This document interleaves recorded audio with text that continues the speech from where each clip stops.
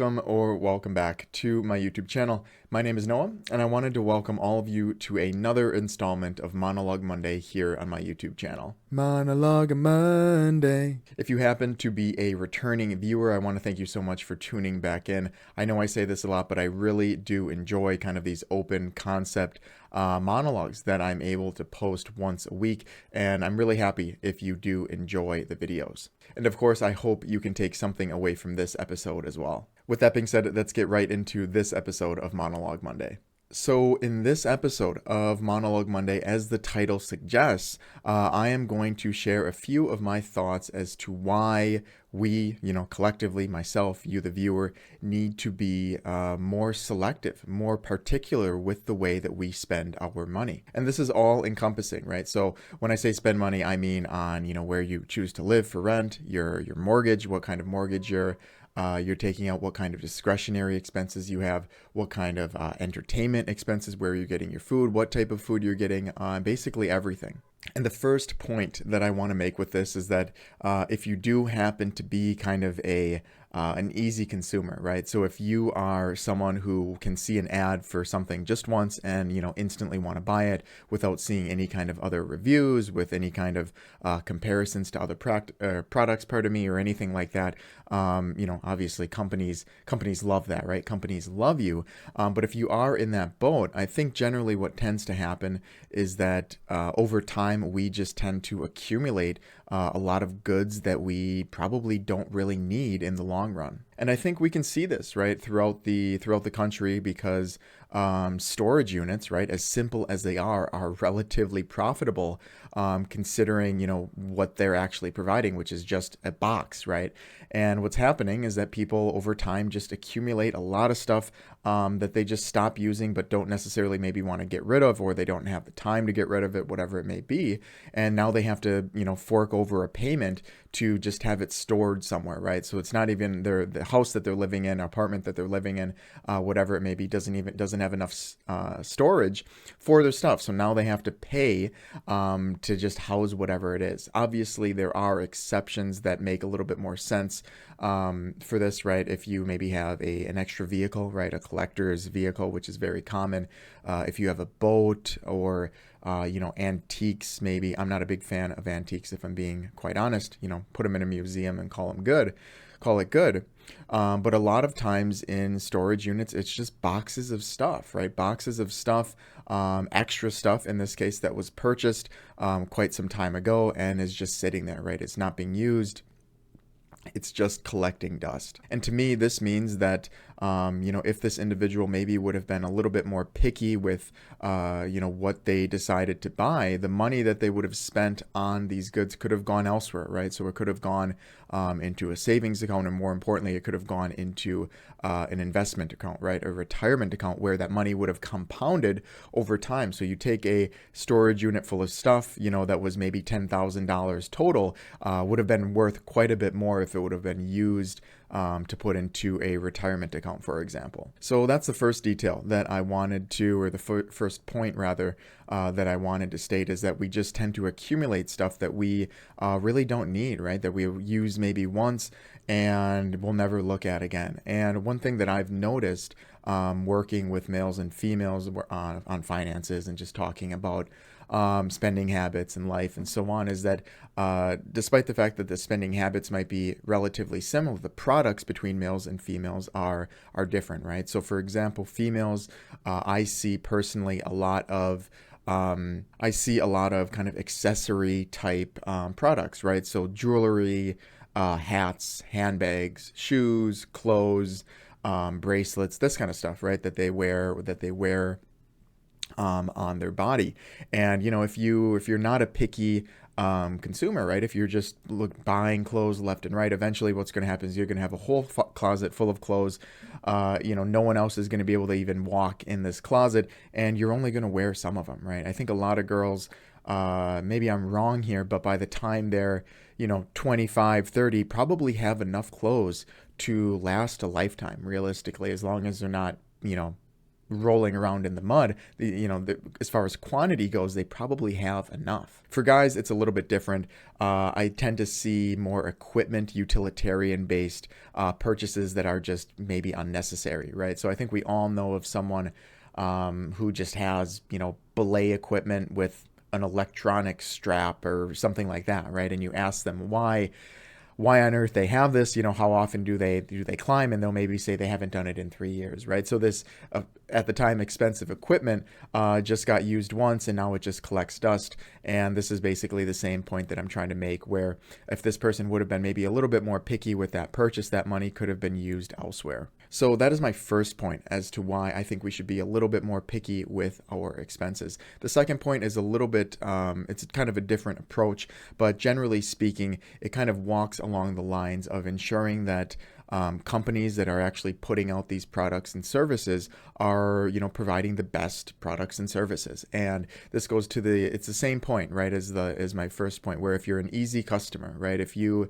buy things just willy-nilly without really thinking about other alternatives, if you're an easy sell, right, if you're an easy sell, companies love you, salespeople love you because you're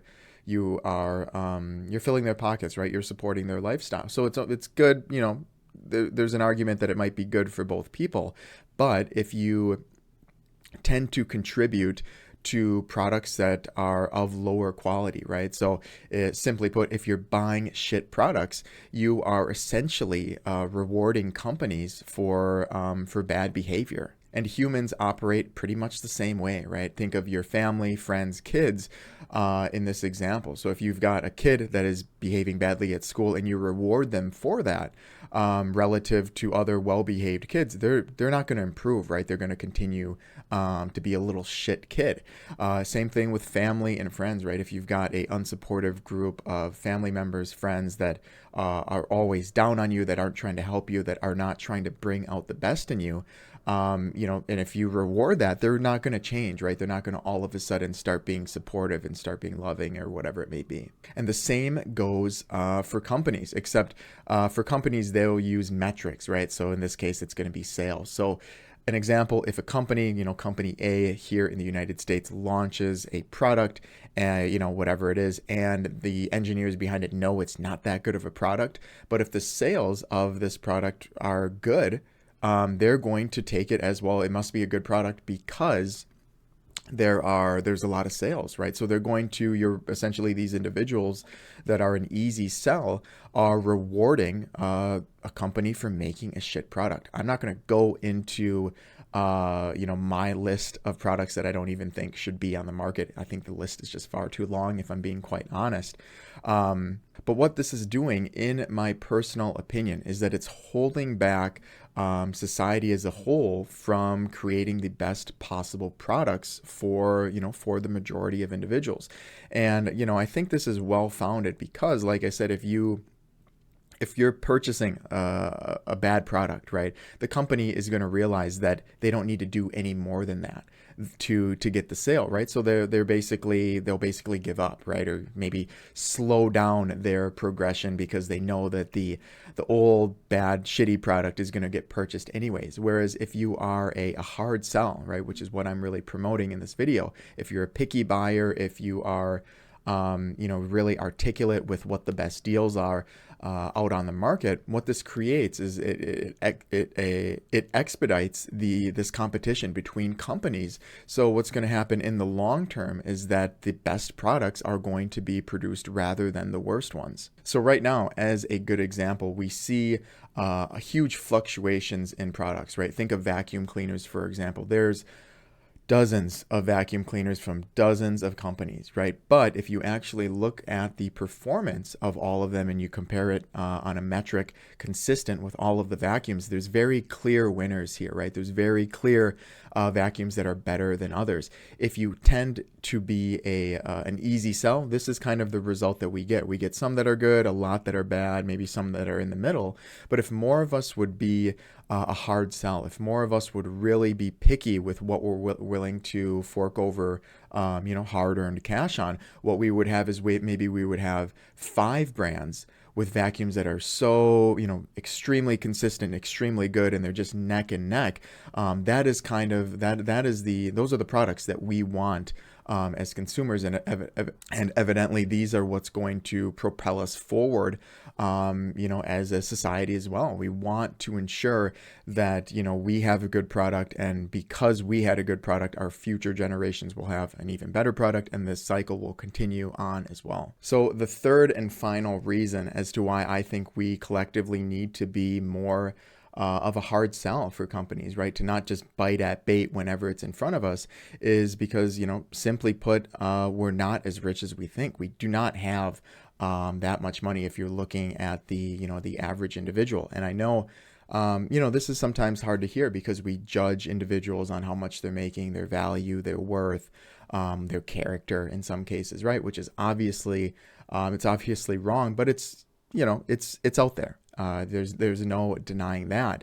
But the simple truth is that when you start looking into what it costs to just be a citizen, right, here in the United States, in different areas, different cities, contribute to society, eat, have a roof over your head, all of those things, pay for Wi-Fi, pay for electricity, all of those things. There's not that much money left over, pardon me. It's as I work more with individuals, as I see diverse incomes and expenses, I start to it started recently in the last year or so, painting a picture of what the reality is, for everyday individuals. And it really comes down to the fact that just being around here is very, very expensive. And if there's ways to ameliorate, long-term expenses, I think being more particular with your expenses on a day-to-day basis is a good way to do so. So not only is being particular with your expenses good right now, right? Because you're likely going to save that little bit of money right now. But if you do need a certain product or service down the road that's relatively higher end, right? It's going to be a better investment. That product is going to last longer, which is in turn going to save you more money down the road as well. But there you have it. Those are just a few of my thoughts as to why I personally believe we as consumers really need to be particular with our expenses. But of course, I want to hear from the viewers as well. What do you think of my thoughts on why we should all be a little bit more particular when it comes to our expenses? Do you think being a harder sell for companies is a good thing for the economy, or do you think we should all be spending money at will? Please let me know in the comment section below. I'd love to hear your thoughts. And of course, if you've made it this far in this episode of Monologue Monday, I do want to thank you so much for your time today. It is greatly appreciated. And of course, if you have any questions for me personally, or if you'd like to take a look at the financial services that I can provide to you, I've left my email and a link to my company website in the description box below. Thank you again so much for your time today. And of course, happy financing.